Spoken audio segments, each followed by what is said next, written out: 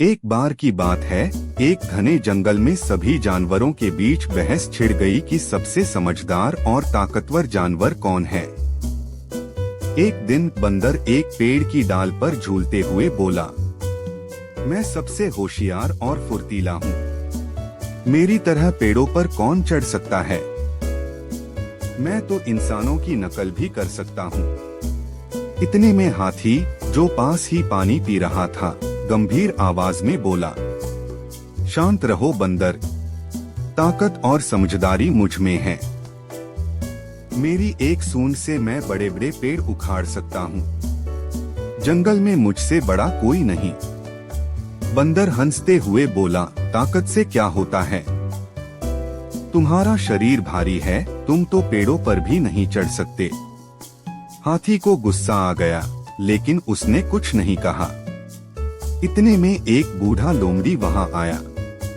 उसने दोनों की बात सुनी और बोला, ताकत या फुर्ती की नहीं, असली समझदारी की जरूरत होती है। चलो मैं तुम दोनों को एक चुनौती देता हूँ। लोमड़ी उन्हें एक गहरी नदी के किनारे ले गई। सामने एक पेड़ के ऊपर मधु के छत्ते थे और पेड़ के नीचे कुछ भूखे मगरमच्छ थे। लोमड़ी बोली, तुम दोनों को वो शहद लाना है, बिना मगरमच्छों को मौका दिए। बंदर खुशी से उछल पड़ा। वह झट से पेड़ पर चढ़ गया, लेकिन शहद के लालच में उसका ध्यान भटक गया। छत्ता तोड़ते ही मधुमक्खियों ने उसे डंक मारना शुरू कर दिया। डर के मारे वह गिर पड़ा, सीधा मगरमच्छों के सामने। किसी तरह जान बचाकर भागा। अब हाथी की बारी थी। वह सोच में पड़ गया, फिर एक उपाय सूझा। उसने नदी के दूसरे किनारे से कुछ लकड़ियां और पत्ते अपनी सूंड में भरकर लाए, पेड़ के नीचे एक पुल बना दिया और छत्ते को धीरे से अपनी सूंड से उतारकर किनारे रख दिया।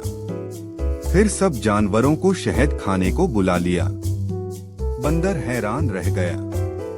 लोमड़ी मुस्कुराई और बोली, देखो, असली समझदारी ताकत या फुर्ती में नहीं, दिमाग के सही इस्तेमाल में है।